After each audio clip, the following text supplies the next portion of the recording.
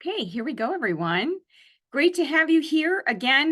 This is really special to have you here on a Friday night with me. I don't often do these webinars, but we just had a 46-page publication, and I was so excited that I was thinking, I want to actually just have a session with everybody and tell you about the paper, what we researched, and what the takeaways for you would be as it relates to this amazing food, plant, herb, medicine, whatever we want to call it, known as maca. So welcome, welcome. It was kind of funny as I was today, I got an email from somebody saying, I really want to attend this webinar, but why are you having this on a Friday? A Friday night. So you all are the very dedicated ones. Thank you again. And put your questions in the chat while I'm speaking. And then I'm going to reserve some time at the end to cover your questions. So please do that. And whatever comes to your mind while I'm talking. Barbara, oh my goodness, so many people here that I know and have a connection with. That's great. Great to see you all here. And in celebration, I went to Peru in December. And so I'm wearing my Peruvian alpaca sweater to commemorate this occasion of talking about maca. Well, the name of the paper was Not All Maca is Created Equal, a review of colors, nutrition, phytochemicals, and its clinical use. This is what the paper looks like. And again, it's been published in the Nutrients Journal. It was published on Valentine's Day, actually, on February 14th. And then more officially on the 26th. So this is truly hot off the press information.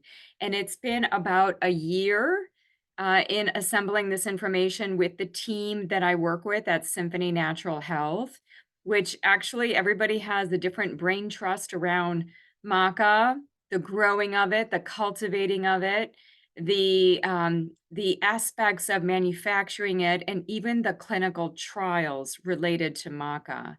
And hopefully, what I can give to you by way of going through this paper a bit is the questions that you need to be asking, is maca good for you? And if so, what format would that be?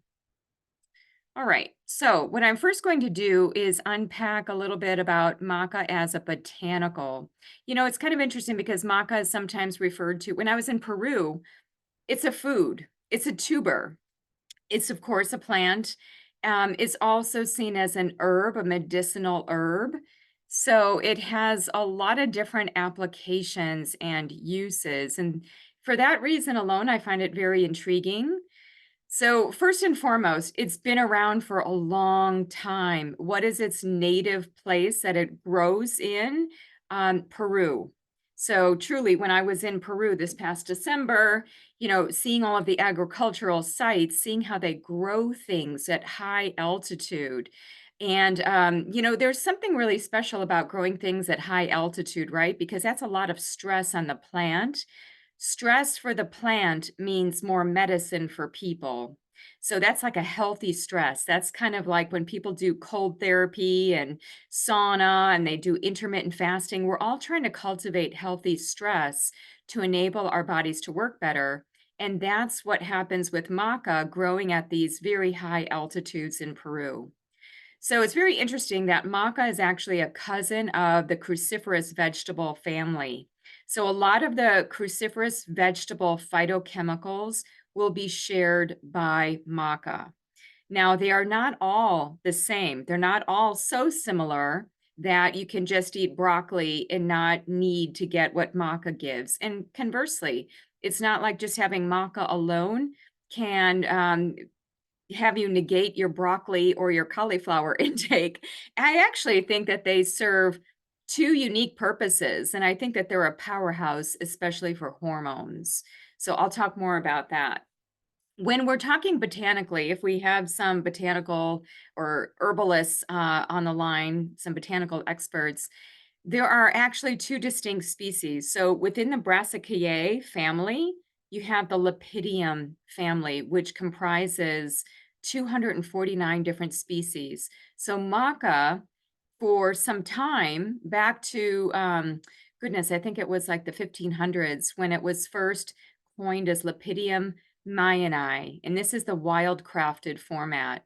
But then since that time, it had been cultivated further in Peru, and there was a different format called Lepidium peruvianum, hence the Peru connection, right? So the Mayani referred to the man who identified it, but Lepidium peruvianum is most likely what is being referred to when we hear maca, because it is again native to Peru. So, as I mentioned, the altitude, the high Andean plateaus of Peru are what make this root vegetable so hardy. And just think of it, you can grow broccoli. I live in the Pacific Northwest, like Meg and others on the call.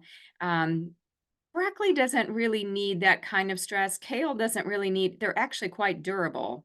They grow very easily. Maca, on the other hand, having high winds, having the cold nights, the hot days, having a lot of shift in the environment makes a plant's medicine. So that's a concept that Dr. Bland talks about and has been talking about, as well as Dr. David Sinclair and others, called xenohormesis. So xenohormesis is when the environment is creating a certain kind of stress. So traditionally, maca has been used by Native Peruvians. It's used in the medical way. It's used mainly for energy and for fertility. It kind of has this virility or vitality aspect to it. And I think that it's because if you look at botanical medicine, it's regarded as an adaptogen.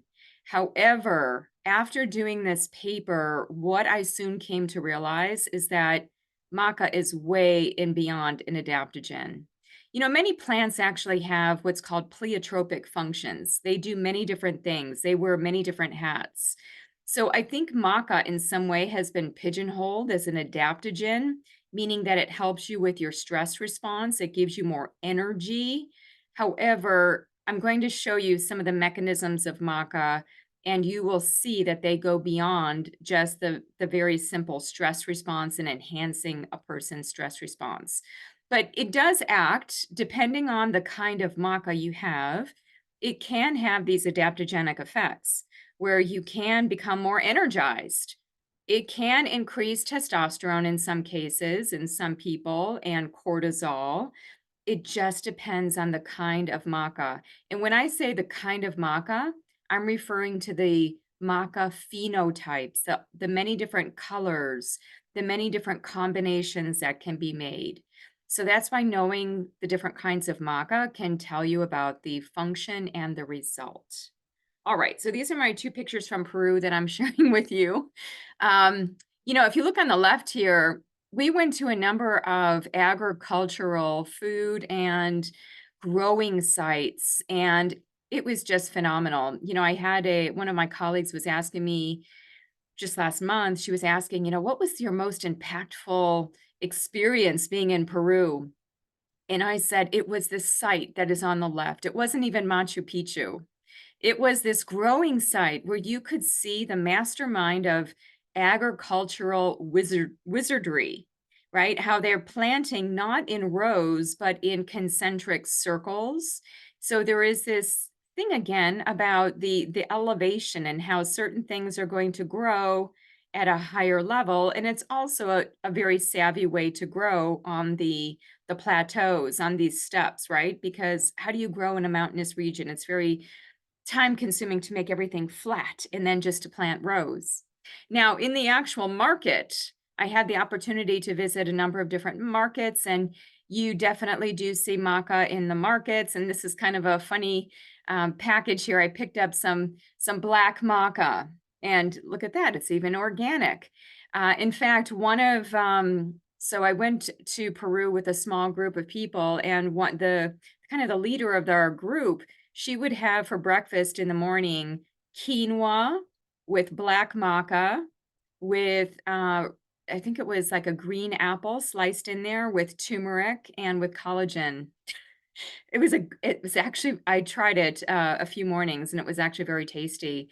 And black maca is known for helping with chronic mountain sickness, giving that endurance, that virility.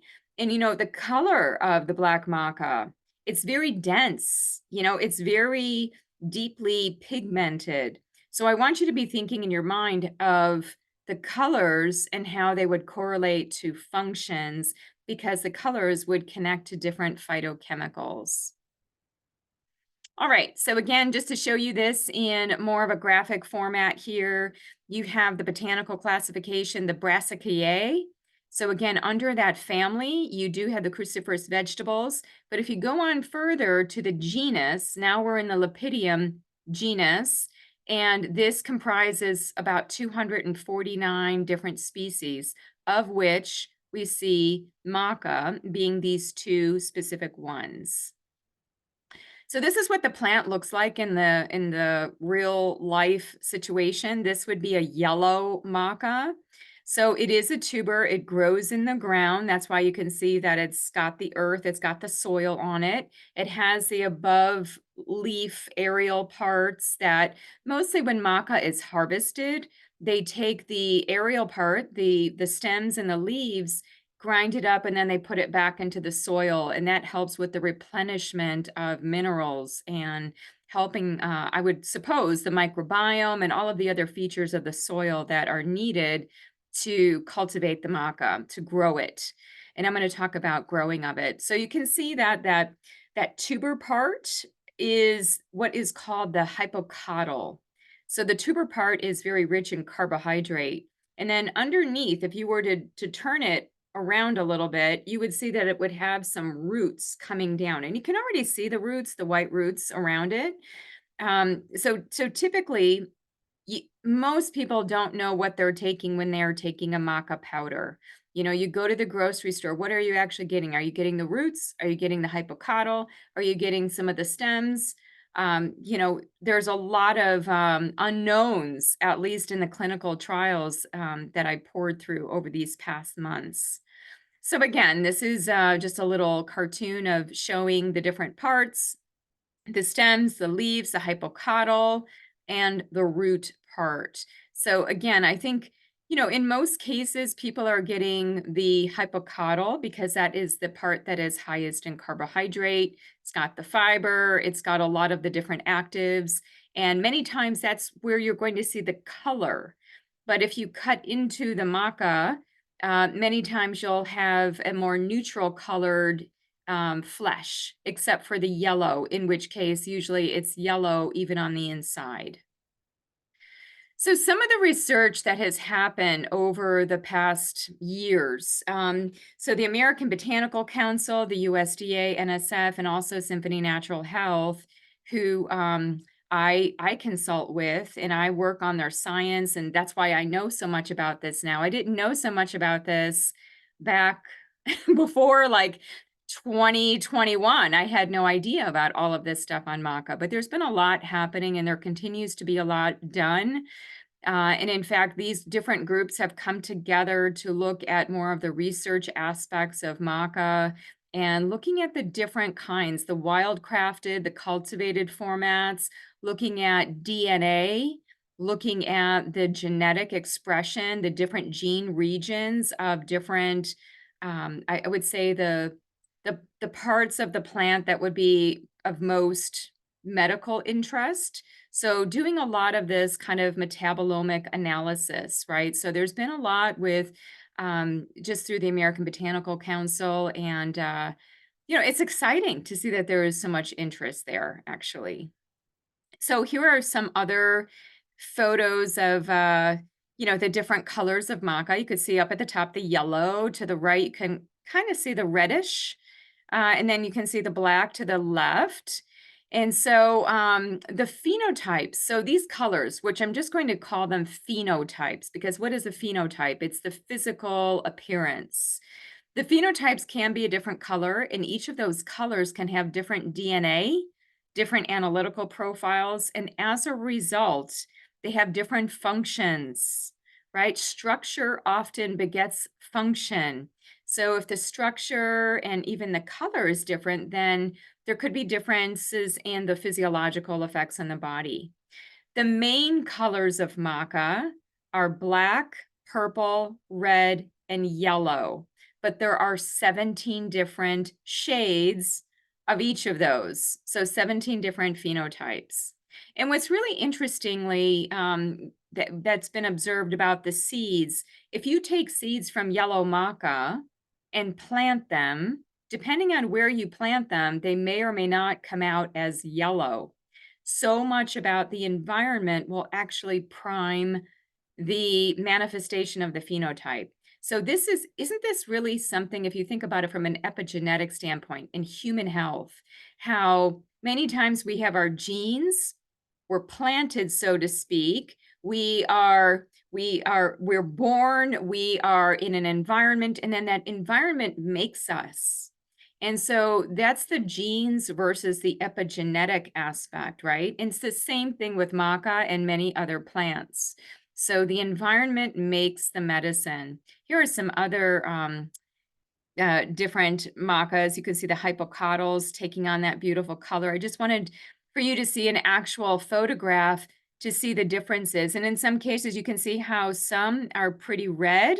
You can see one here up at the top that's kind of purple, and then different shades, and then into the black color. And sometimes the sizes vary as well. I believe the yellow tends to be a bit larger. It tends to be a bit more fibrous and higher in carbohydrate. So in the paper, we actually included, I had some fun making this little colorful graphic here of the 17 different maca phenotypes. So again, if we just think of the major colors, and together with my colleague, Dr. Kim Ross, we went through every single clinical trial that had been published in PubMed on maca. And we scoured them to see, okay, what do they say in the materials and methods? What is the color they use? Did they use an extract? How much did they use? What part of the plant did they use? Where was that maca grown? And one of the things that we walked away with was, oh my goodness, there's not a lot known. That not a lot of research has truly codified the type of maca. So if you just go to the grocery store and just buy a bag of maca, just turn over the package and just see what it says. It probably says organic maca powder. You know, there's no specificity, and therefore you don't really know what you're going to have in the way of function. And I'll explain more about that. So the color, you know, that's why I always talk about the rainbow. The color is everything, right? Because the color tells you about the phytochemicals, which tells you about the efficacy.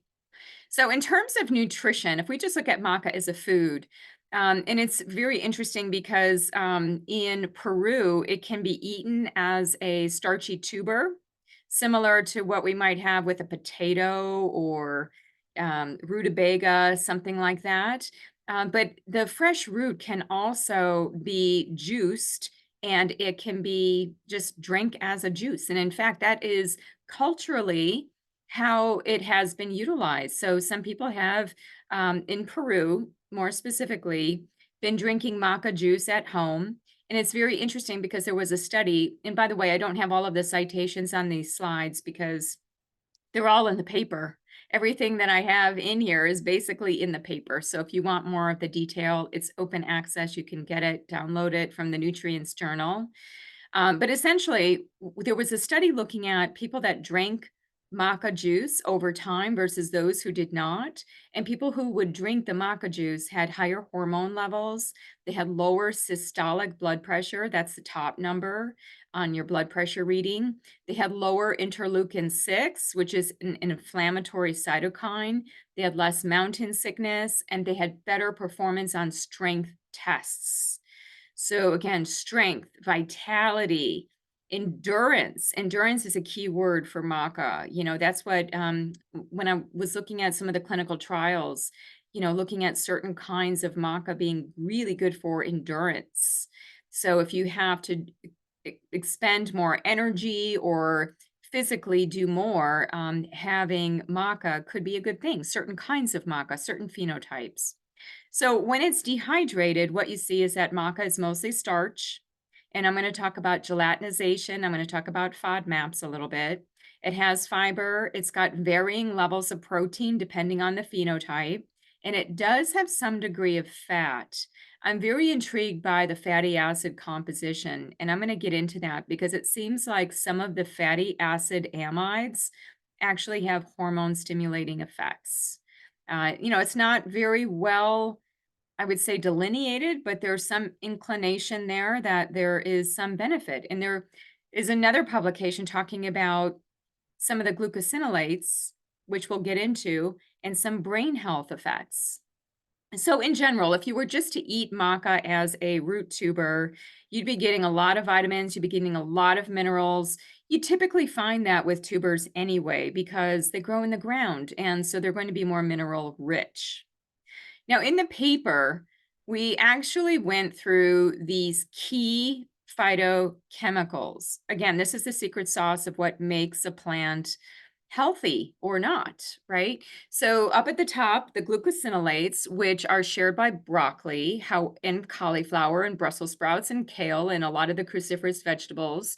However, maca, certain kinds of maca have 9 distinct types of glucosinolates that you will not find in the cruciferous vegetable family.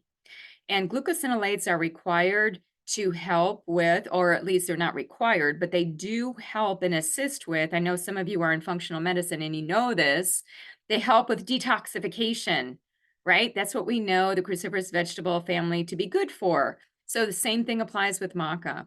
Now, up at the top right, phytosterols, plant sterols. Look at how they look like a hormone, right? That structure. If any of you are familiar with the sex steroid hormones, these phytosterols have a chemical resemblance to the sex steroid hormones that it seems like maca can actually upregulate in the body. Then off to the far left there, the alkaloids. Now, the alkaloids would be related to these macamides and macaines at the bottom.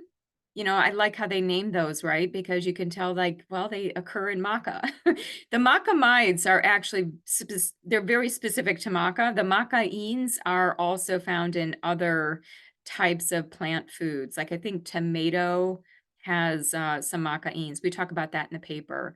And then the thiohydantoins, they're kind of an intriguing compound, a molecule actually. And so there's not a lot done on them, but again, maca has this very, I would say, a very unique profile of different compounds. And if you didn't know the names of these phytochemicals and you just look at the structures, you would say, wow, they look like hormones, they look like adaptogens, they look like fatty acids. And so, you start thinking about the hormone connection here just from a structure perspective. And Barbara, who's on the call, she's been one of my teachers over the years in terms of really keying me into, looking at how those plant compounds resemble what they're doing in the body, those functions. So some of the active ingredients in maca, as I mentioned, there are a number of different ones. The secondary metabolites, I've just highlighted some of them, but there are a bunch. If we think of the polyphenols that we hear a lot about today, under polyphenols, we think about flavonoids, anthocyanins, and you might anticipate that you'd have more of the anthocyanins in the purple maca, right? So certain of these secondary metabolites that are created from the environmental stress will be found in the different phenotypes of maca, but not all in the same way. Now, on the right, you can see that this is a chromatograph of looking at a variety of different maca types of products and their amino acid complement. And I want you to remember this because I found it really interesting to look at some of the brain type of effects of maca. So is maca, or are certain maca phenotypes providing certain amino acids that are actually precursors to neurotransmitters? And I'm going to talk about one of the concentrated products coming up called Feminescence, which is a line of products. And you can see that that's number one. And if you follow that all the way up, you see how the line is darker. that means greater concentration. And then there's a standard, and then there are two other Maca products, and then there's Feminescence again. So there is a strong concentration of amino acids in Maca. Now, the glucosinolates, which again are those detoxifying compounds, I mentioned that there are 9 different ones. Now, here's the key with preparation of maca. And we know this even from the cruciferous vegetable family, right? Those glucosinolates are very unstable. And if you subject them just through cooking, you can destroy a lot of the different compounds that form. Because what you're looking for is that myrosinase enzyme that is locked up into the cell. Once you cut into it or once you damage the plant in some way, it now starts to convert the glucosinolates into a number of different compounds that are good for hormones. Now, the problem is that these glucosinolates, even in maca, are very unstable, and they're typically destroyed again by heat, light, moisture, oxygen.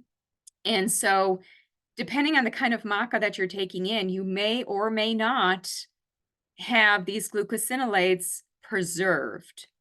This is why, one of the questions to ask, and I know this at least about the Feminescence maca products, is that they are kept, the maca is grown in Peru, and when it's harvested, it is stored, and it's stored under a type of storage in the way of it not having that degradation of glucosinolates. So it's in more cold areas, or just like it's covered. I haven't seen it exactly, but I just know that they don't go through the manufacturing process until they're close into needing to use it, so that they're preserving and concentrating those glucosinolates. So that was of interest for me, that there's a way to do this through even traditional growing and harvesting methods, and learning from the Peruvians who have actually needed to do this over time. So Feminescence, again, the product that I'm going to talk about in a little bit, has up to 400 times the level of glucosinolates found in broccoli and Brussels sprouts. It's, if I look at the literature, it's between 100 to 400 times, right? And you can, again, get different levels of different phytochemicals depending on where everything is grown. So the different phenotypes will also vary depending on, again, the elevation, the soil, the microbes, the fungus, the location, the weather. Crop rotation is a big thing. I'm going to cover that in a little bit. The farming method, what time of year it's harvested and dried. And what I know about maca is that it is harvested in August, September, I believe. And then how it's manufactured. And you all know this, for anybody who takes a dietary supplement, you're basically needing to know the efficacy. Is that preserved over time, right? So because the Peruvian maca has taken hold over the years, and you can start to see the publications, they go up and up and up in PubMed. Because there's been demand, this has led to cultivation in other areas of the world where there is this high altitude. So that's why there's also not just Peruvian maca, like Lepidium peruvianum that we've been talking about, but also there's Chinese and Tibetan maca. And these are higher altitude. They're not as high as in Peru. Some of the places can be between 3,500 meters up to 5,000 meters. So, there is a bit of a difference in altitude there.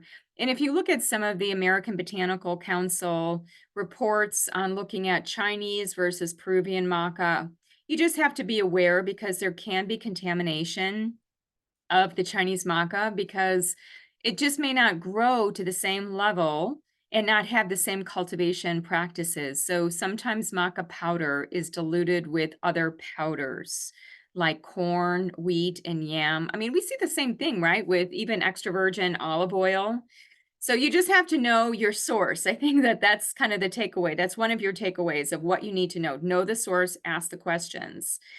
Know the phenotype, know the part of the plant, know what kinds of phytochemicals you're getting. What are they standardizing to? So Peruvian maca, what we're starting to see is that the Chinese Maca is coming down in popularity. The Peruvian continues to hold its course. So this is just to show you visibly that there are differences between Peruvian. You see that on the left here, right? You see the hypocotyls, the very lush, the leaves up at the top, the root. Here's a nice picture of where you could actually see the root coming down from the hypocotyl. And then the Chinese maca, actually it's been referred to, it kind of looks like ginseng, doesn't it? So it's even, maca has been referred to as Peruvian ginseng because of the energizing property. But you can see that there's very much a difference in the shape and also the root texture. So again, the type of the plant, where it's grown, all of that is going to be significant. So, these are just some nuances. I'm not going to go through all of that. The elevation, again, is key. The cultivation elevation appears to play a role in those secondary metabolites, right? So this is, if you look at the picture here, this is where at least Symphony Natural Health grows their maca, right, in the Junin region in Peru. The soil is also, I think the soil is something that needs to be uncovered and discovered and gone deeper into as far as the microbiome and what that looks like. I know that in one of Dr. Meissner's paper, and Dr. Henry Meissner is a Polish researcher who he actually lives in Australia now. So he has done a lot of research on maca over the years and basically did some work in looking at these different phenotypic differences and found that there were also some microbial differences between the different phenotypes. So that's kind of interesting, right? Because we are also getting microbiome expressions of plants when we take them in. And actually, it's not just even plants. You know what I learned not too long ago is that even salt has a microbiome. And if you think about it, anything coming from the earth would seem to have some colonization with microorganisms. So again, I mentioned some of these things. The only other thing I want to mention here, so up at the top, this is the Peruvian style again, and then Chinese. I just want to, again, just emphasize that there are differences based on location. And if you look at the last point here, crop rotation is so important in terms of soil quality, sustainability. Peruvian farmers only grow maca once per year and only use the same lot of land twice every 6 to 7 years. So depending on where it's grown and how it's grown, and if is the soil depleted because it continues to be grown in that area over and over again. So that's just something that I think is important. And also, contamination and pollution is a big deal no matter where you live. So the heavy metals, there are heavy metals in China. There are also heavy metals in Peru. Peru does have mining as one of their industries. So one of the questions you want to be asking your manufacturer of maca is, especially if you have concentrated maca where it's a powder, you want to be asking, was there third-party evaluation for heavy metals, right? That's really, really important. So, and as you can see here from this fourth point, in Peru, something as simple as growing crops on a different side of a mountain can be the difference between complying or not complying with the low heavy metal requirements in Europe. And in California, there is a separate designation for heavy metals that's very strict, and it's called Prop 65. So it's kind of interesting that, again, depending on where it's grown, that you could exceed heavy metal levels. So I just thought I would show you some of the traditional cultivation methods. As you can see, they're a bit more, I would say, organic.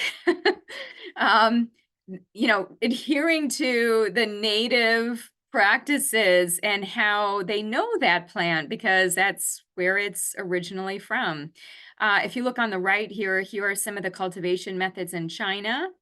And so, there is this two-stage cultivation method of growing seedlings for 8 weeks under the glass house and then hand planting until mature and then harvesting them. So there are some differences there. Drying is everything. And because those glucosinolates can be destroyed with drying, it has to be done in such a way to preserve the integrity. So the traditional method of drying is you do it at elevation, you do it with the sun during the day. You're actually using like solar drying methods, and you do it under tarps at night. Now, there have been different what I really like about James Frame and Dr. Meissner, who have been at the helm of Symphony Natural Health for some time, it's really fascinating to me because they worked out all of these variables. What gives the highest amount of glucosinolates? What time of day should the maca be harvested?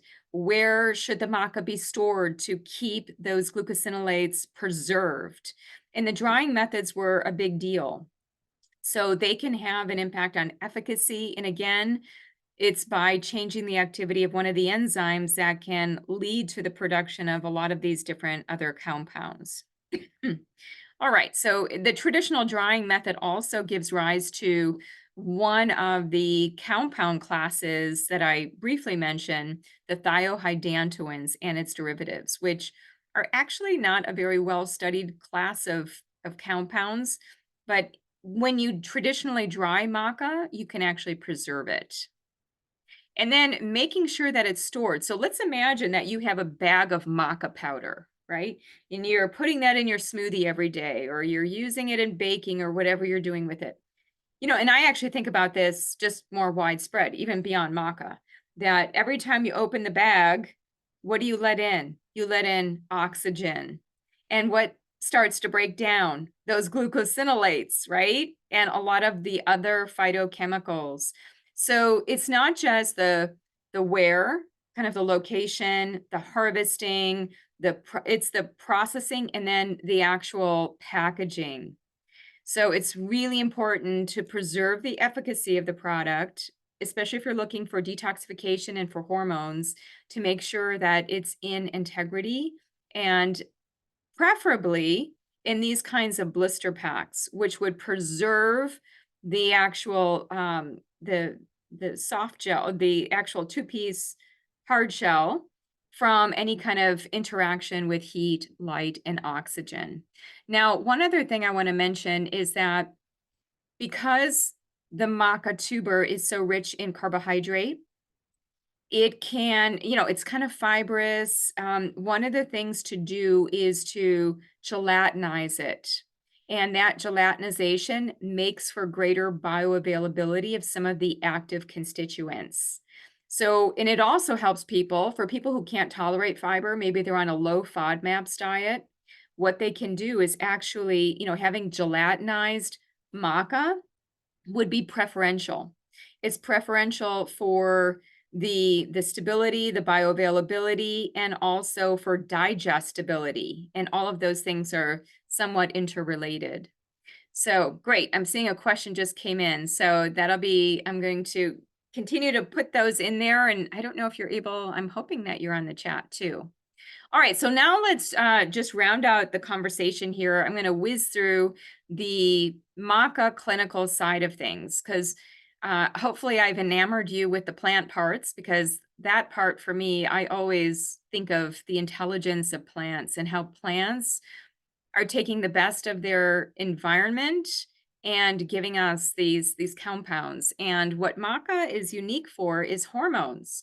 And I don't know about you if you have interest in that, but I think that from, let's just say, the entire hypothalamic, pituitary, thyroidal, adrenal, ovarian, testicular axis, there's something here that maca is doing. So here's just an eyeball of, a quick snapshot of some of the scientific functions, some of the health benefits. You'll find this in the paper, so I'm not going to spend a lot of time here. I'm going to drill more into hormones and how we're actually altering hormones with maca specifically, but it carries a number of these different functions, sometimes because of the hormones. Why osteoporosis? Well, sure, because of the antioxidant effects, but it can also be because you're increasing estradiol in the body and even changing up progesterone. So again, not all maca phenotypes have the same function. That's what you also need to remember.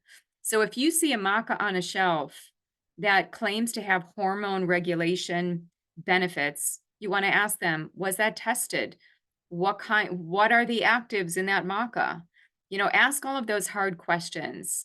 And I can tell you that there are 31 published clinical trials, or at least to date from when we published the paper. I think that there are one or two more now, but basically there's not a lot of clinical work. There's a lot of animal work, there's some cell work, but there's not a lot of clinical work. So don't forget to ask those questions, because hormones are complex. And just because you see it in an animal doesn't mean necessarily that you're going to see it in a human, right? Now, if it was something else like antioxidants or other things, that would be plausible. But hormones, I think, because they're regulated in so many different ways at different times of life, that we just can't say that all maca is going to have hormone regulating effects. So first and foremost, adaptogen effects through the endocrine axis. And that means that hypothalamus talks to the pituitary, talks to the adrenals. Now we produce the right amount of cortisol. So we either hyper stimulate or we hypo down regulate, right? We want to bring down or bring up the cell response to cortisol. Black maca notably has some of these effects on physical stress and endurance that I was talking about. As far as the antioxidant and anti-inflammatory activity, that's pretty much shared by many of the different phenotypes. But again, each of the colors are going to have different antioxidants. Like with the purple, like I mentioned, you're going to have more in the way of those anthocyanins, right? So that has a different, in the black maca, we'll also have more of those types of compounds in sharing with the purple. So a little bit of a different antioxidant profile. The hormone regulation and production I'm going to talk about, because fertility was one of the main uses of maca traditionally in Peru back in the 1500s. You can see that the literature there.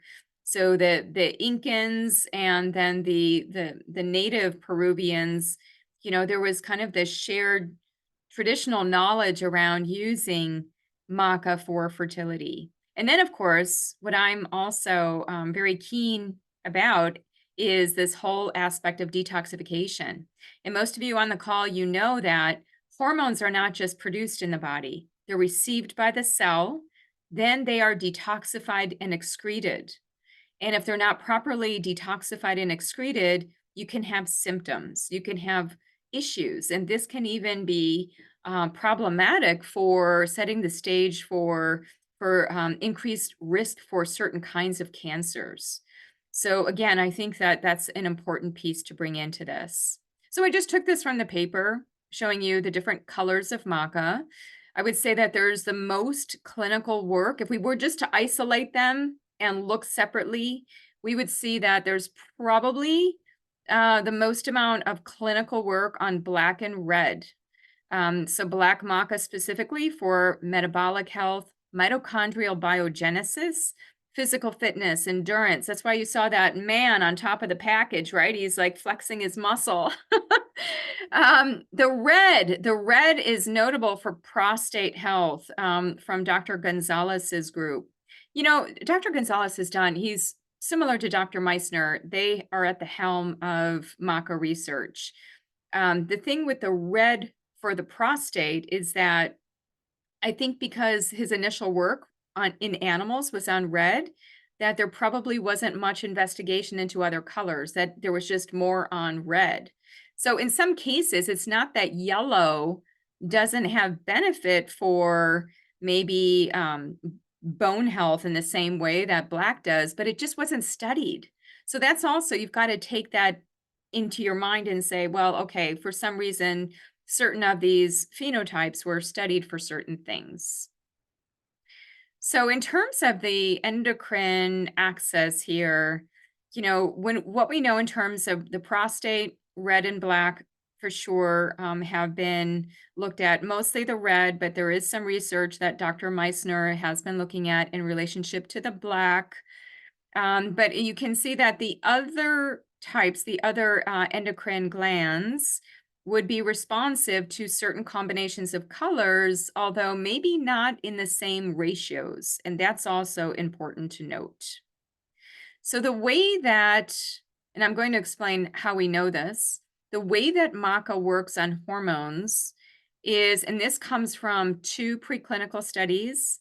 So that would be animal work to understand its function, its toxicity, the dosing, and then applying what was known about that to clinical trials. And what was found in the clinical trials as well is that some of the pituitary hormones were changed in women. So FSH, follicle stimulating hormone, LH, luteinizing hormone. So those are pituitary related hormones that would then be signaling the ovarian axis. So it appears that what Maca, at least certain Maca phenotypes, are capable of doing is optimizing the body's production of hormones to the best of its ability, of course, right? So not introducing hormones. There are no hormones in the maca itself, but in some way it's signaling, perhaps through these phytochemicals. I don't think we fully understand, is there one phytochemical? Is it the whole array of different ones that is actually creating this signal through the body, this cascade, and nourishing the hypothalamus, pituitary, thyroid, adrenal, ovarian axis. So I think that that's really interesting because for some women, they don't want to take hormone replacement therapy. They don't want to have exogenous hormones. And so they're looking for more natural ways to optimize their bodies as they are, and just doing that through plants. So there was the research that I've been speaking to, these different phenotypes of Lepidium peruvianum, which again we know has certain DNA, certain phytochemicals, and now from the animal and the 4 clinical trials, we now know that these phenotypes that have come together, and in the research, the phenotype combination is called Maca-GO. So it's gelatinized and organic. It's actually organically grown. So that's why in the research, if you were to read the materials and methods, it's going to say Maca-GO. The commercial name of it, I was going to say the clinical name, but the commercial name is actually called Feminescence. And there are 3 different Feminescence products with different phenotype mixtures for the different intended effects. And all of that initial work was worked out in the animal work. So Maca-GO, it's not an extract. It's actually a concentrate. It is 10 times more concentrated with things like glucosinolates. It doesn't contain appreciable amounts of phytoestrogens, so it's not like soy, where it's going to key into the estrogen receptors to a great degree. Now, it does have some flavonoids, but that's not the main mode of action.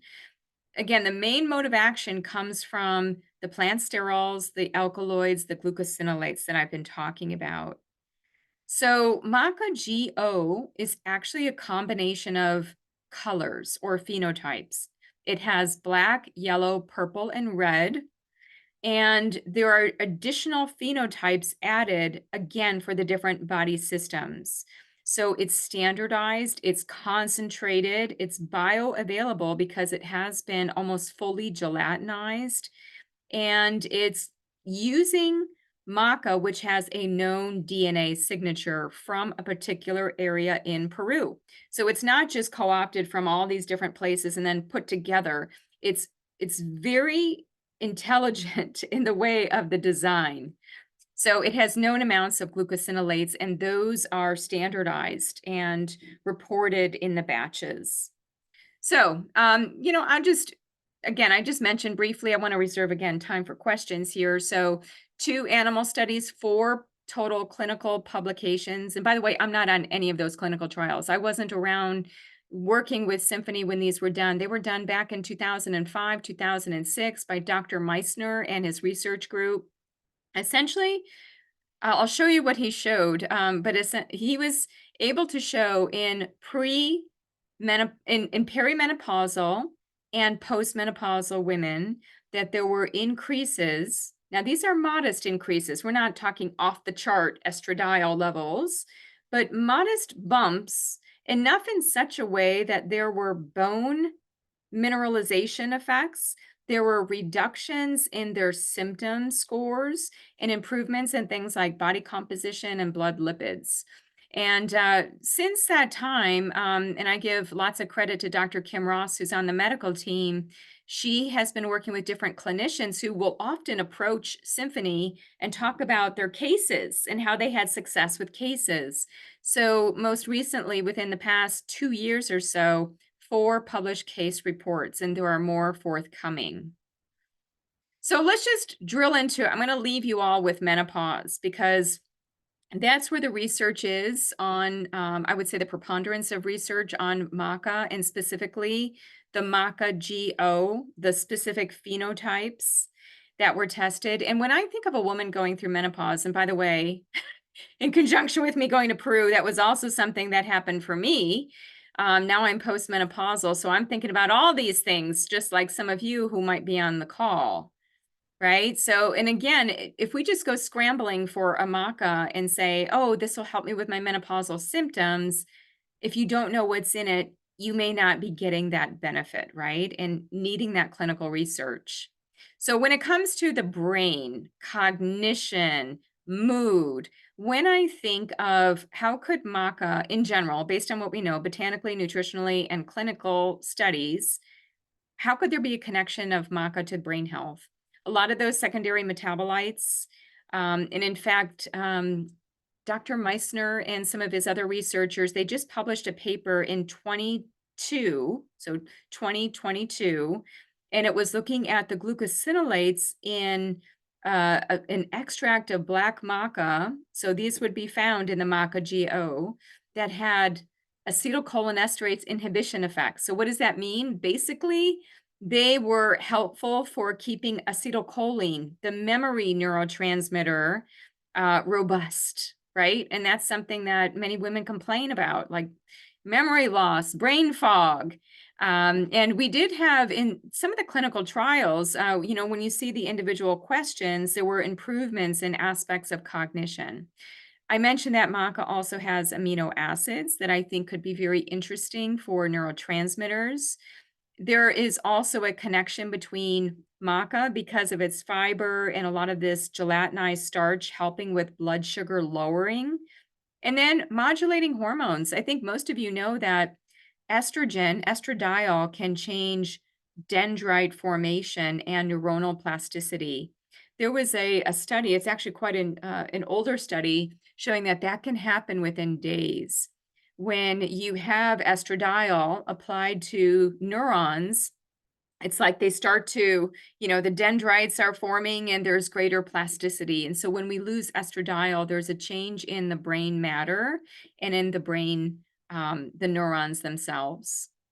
So again, just bringing forth the amino acids, which are concentrated in the Maca-GO, the one that has been studied, the blood sugar lowering effects. Again, you want to be asking about gelatinization because it is pretty starchy. So, making sure that it's digestible. I think that that is a worthwhile question to ask whoever you get maca from.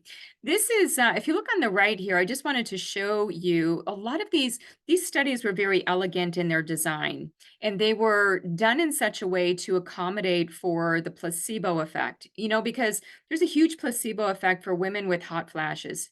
In fact, when I would look at the research on phytoestrogens, I would see that sometimes the placebo would outperform the phytoestrogen. So what we see here is that you see this is baseline, and then this is month 1, and this is just on placebo, month 2 on placebo. And when they transition over to taking the Maca-GO, which is again the feminescence, you can see that this is specifically, we're looking at estradiol here, right? So you see estradiol goes up. And that you also see here when 2 groups were compared against each other, month 1, month 2, month 3, etc., that in each case, and you kind of get a ceiling, you get a threshold level. So again, estrogen isn't going too high. But again, for people who have had estrogen sensitive cancers or have concerns, you might want to be thinking about how Maca-GO or feminescence could modify those levels. Bone health, What is important for bone? Minerals, and also, we're postmenopausal women, they start to lose a lot of their bone mineral density just nearer into that menopausal transition, right? She's losing a significant amount of her minerals. So we don't change the amount of calcium we're taking in or even magnesium. What we need to do is be thinking about the structure, the matrix of bone. So because we can see some of the changes with estrogen, we can start to change that dynamic between the bone builder cell and the bone breakdown cell, the osteoblast and osteoclast. And then separately, maca does contain, as I mentioned before, a repository of different minerals because it is a root, it grows in the ground. Um, and there are, if you look at certain types of maca preparations, they may actually enhance the bioavailability of select minerals. So this is just specific to what I can speak to is the feminescence. And what you see is that iron went up, serum calcium went up. So perhaps it's improving the gastrointestinal absorption. All right. And then, of course, the estrogen increase. So again, I'm cognizant of time. I know it's Friday night. You don't want to be on the webinar all night with me here. In terms of bone density, so if we look at T scores and subcortical Z and T scores, what we see is that when the women were on the feminescence, the magenta bar here, you can see that within 4 months, bone density had increased. Whereas when the women were on placebo, their bone density actually decreased. Heart health, there is, all kinds of reasons why maca would be good. When I think of the phytosterols, I think of the different minerals. There are different mineral levels depending on where maca is grown. There was one study that we found that actually showed that maca grown in China had higher sodium levels than maca grown in Peru, just something to note. And that would be variable, I would think. Different secondary metabolites, right? The hydantoins that I had mentioned before, they have actually been reported to have hypolipidemic properties. So in the feminescence studies, they did look at lipids and they found favorable shifts in things like LDL. You can see that started to come down. HDL went up a bit. Triglycerides came down and body weight was reduced by an average of 6%.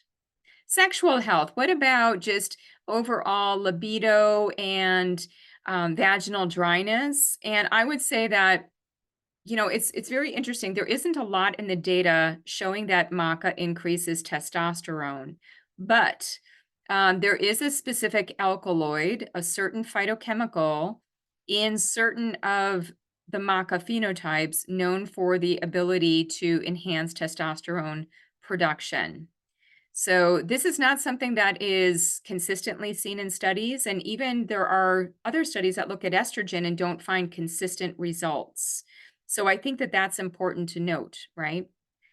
Energy and stress, again, maca is an adaptogen. That's how most people know it. And it is working through the HPA, but also the HPT, the thyroid, as well as the ovaries and testes that we include into that.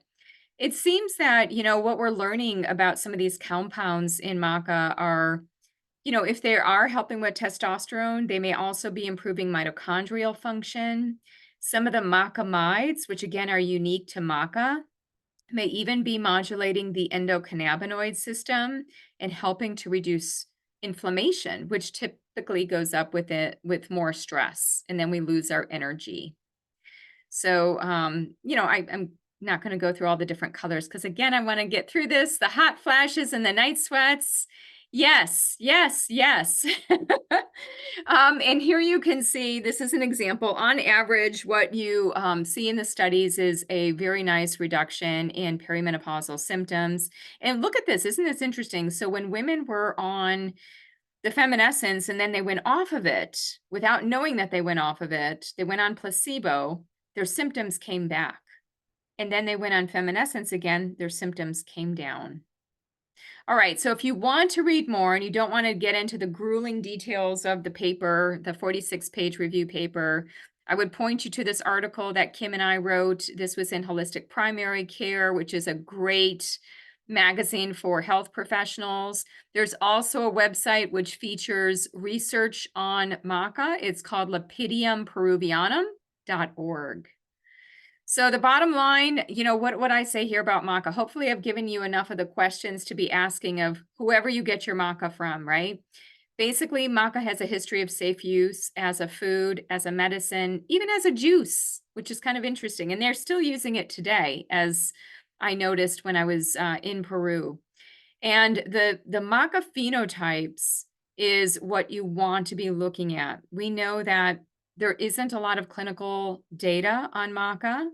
I can speak to the maca phenotypes that are in the Feminescence product because there are 4 published clinical trials.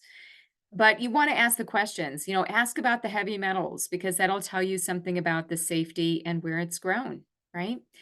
So anyway, based on all of that, anything further that you have questions about, just feel free to email me at info@foodandspirit.com. I mentioned the research site. If you want to follow the research on maca, that would be just a research site. You're not going to find out about feminescence there. If you want to know more about the feminescence, you have to go to Symphony Natural Health.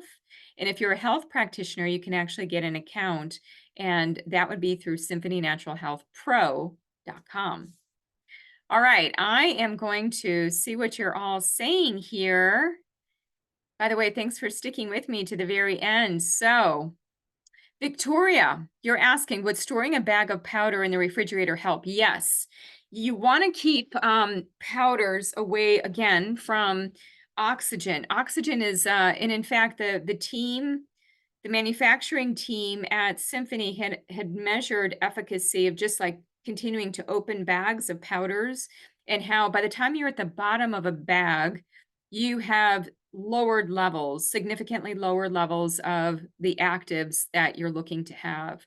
So just keep that in mind. Even tablets, like if you have a supplement, my husband does this actually. We have some chewable vitamin C's from Metagenics, and he leaves the lid a little bit open, and I say, "Mark, the oxygen gets in. It's going to degrade the vitamin C because that breaks down in oxygen." So yeah, refrigerator can help, freezer for short term, but yeah, in the refrigerator would be good.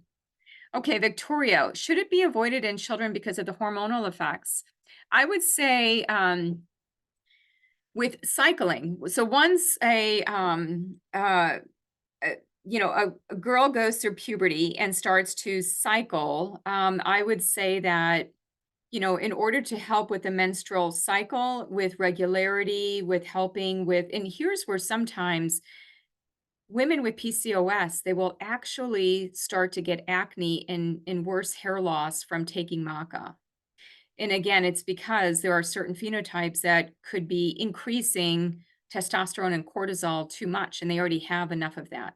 So now you're asking children, so I'm assuming pre-puberty, and I would say that yes, there might be in a food kind of powder, probably okay without the intention that you're using it for efficacy or in a therapeutic way.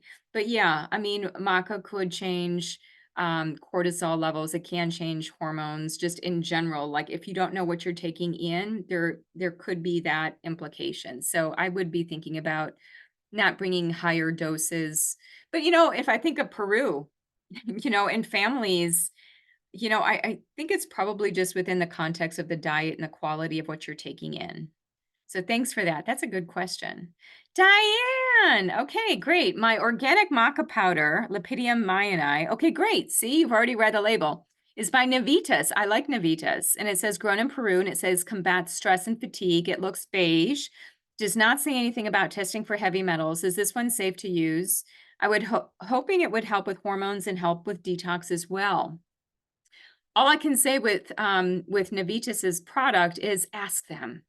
This is always what I do, Diane. If I have a question about like heavy metals, like back in the day when bone broth began to like be at the supermarket store shelves, I was really leery about bone broth because I'm thinking, well, in order to make bone broth, you need to cook those bones and break them apart, and you could be getting an appreciable amount of lead.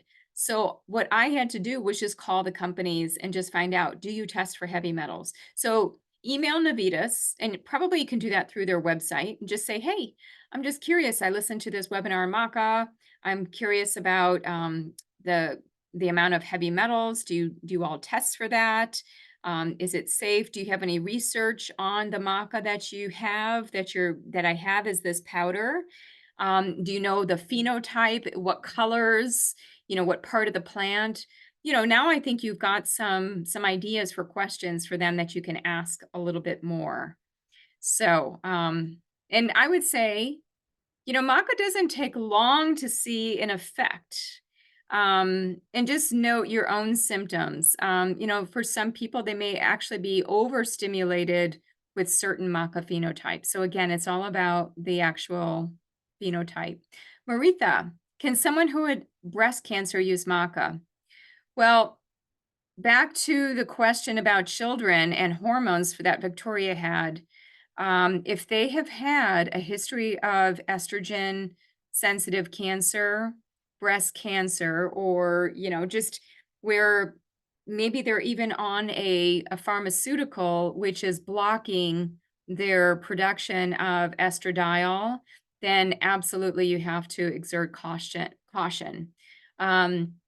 So I think that, because it could have estradiol type effects, like the Feminescence product, where again, it's not bringing in hormones, but it's allowing the body to make naturally through the endocrine axis its own hormones. So yeah, I would say that a practitioner should make a better clinical call based on the case. And by the way, I need to mention that if there are specific queries about individuals and you want to know, oh, would feminescence be okay? Because she's talking about detoxification. Wouldn't that be good for cancer? There can be certain nuances. So if you need a little bit more support, what I would say is if you go to symphonynaturalhealth.com, you can talk to somebody on the medical team. So just ask them. Actually, like, have a phone call with somebody for 15 minutes and walk through the case. So Linda, I think I've just answered your question. Is maca and feminescence safe for women with a family history of breast cancer? Well, if there's a family history but no known personal breast cancer, again, your health professional will have to guide you on that. And that might be something that you want to call into the medical team on. But the only thing you have to note is that you could have an increase in estradiol and progesterone by way of taking feminescence. Again, not potentially exorbitant. That's not what we saw in the studies, but you could see an increase. Okay, great. Becky, I'd love to hear what the difference is in maca composition and intended physiological effects between the feminescence perimenopausal product and the postmenopausal. So both of them have Maca GO. The postmenopausal product has solely the Maca GO, whereas the perimenopausal product has Maca GO plus other phenotypes.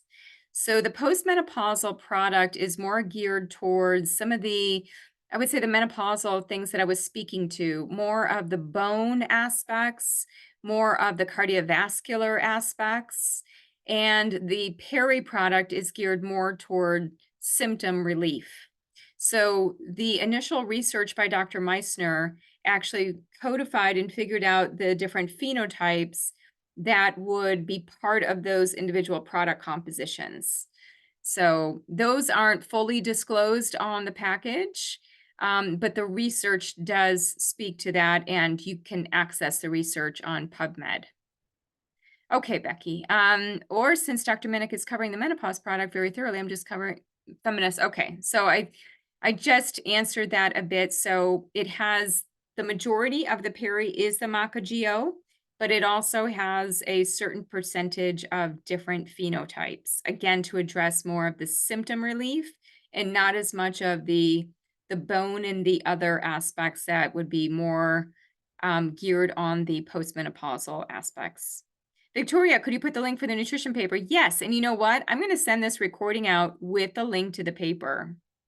In osteoporosis, is there also a direct effect on osteoclasts and osteoblasts? That's a good question. Typically we think of estradiol priming the osteoblasts, and progesterone helping with the osteoclasts.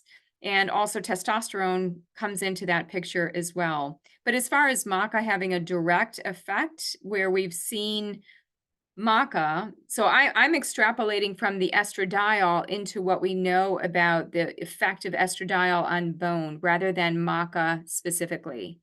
So there hasn't been any cell work that I'm aware of. I think for the yellow maca, if you look in the paper, I think that there was some work on skeletal muscle, but not so much on bone per se. So there just isn't a lot in that whole realm. Okay, anonymous, have you seen women come off HRT by taking Maca GO? The medical team over the years, you can take both together. And I think for some people, you can reduce the amount of HRT that you're taking or completely taper off that HRT by taking the Maca GO. So to answer your question, yes, it is possible. Okay, so Diana is going to email Navitas. Great. Bobby, I also have Lepidium myani organic from Peru in tincture form. Okay. Extracted with vegetable palm glycerin. Any comments on tincture form? I don't have any experience with it, nor have I seen any literature on it, Bobby. So I don't know. I don't know, but it's good that it's organic. It's good that it's from Peru. I don't know how much of the actives you're getting, and that would be, I would just want to know, is it something that has been tested so you have this standardized blend already? Just ask the question from whoever you're buying it from. So you're saying too, I'm going to try the Feminescence too. I'm postmenopause and have double MTHFR SNP. HRT is not an option. There you go. Okay. Victoria. Eco Ideas, blend of yellow, red, black powders, gelatinized, organic almyani, altitude, Peru. Now I know. Perfect. Okay, excellent. Look at how educated everybody is on this immediately. This is my goal. I just want to educate you. And then finally, anonymous. Which product is for postmenopausal? Well, it's the one that I'm taking, and I did get my own personal box from my supplement cabinet here. It's called Feminescence Maca Pause. So you'll remember the pause for postmenopause. And then the one for perimenopause is called Feminescence Maca Life. But for menopause, postmenopause, this one for sure. And you know what? I have to tell you all that I definitely noticed a difference. When I was perimenopausal, there was a time that I wasn't having any benefit from the Maca Life. And then I switched over to the Maca Pause, and I definitely felt the transition and the effect that it was different. So those additional, the change in the phenotypes between them is enough to change the symptom relief. Because for some women going through the perimenopause, there may come a time where they need to adjust the dose or they need to transition over to Maca Pause.